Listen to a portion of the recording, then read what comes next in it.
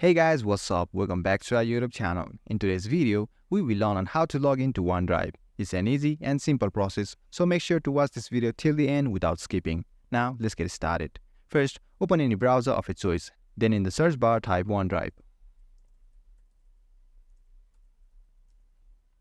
Then tap on the website having this URL. To log into your account, you can tap on the sign in button, or you can tap on this button which is on the top right of your screen. Now you need to provide your email or phone or Skype with which you have created your account. Then tap on the next button.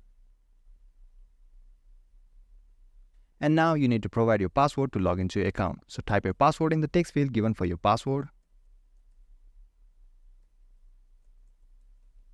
If you have forgotten your password and want to reset it, you can do so by tapping on this text "Forgot Password."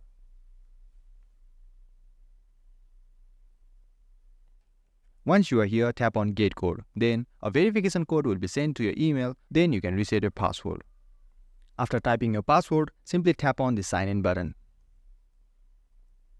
You can choose whether you want to stay signed in this web browser or not. If you wish to, tap on Yes.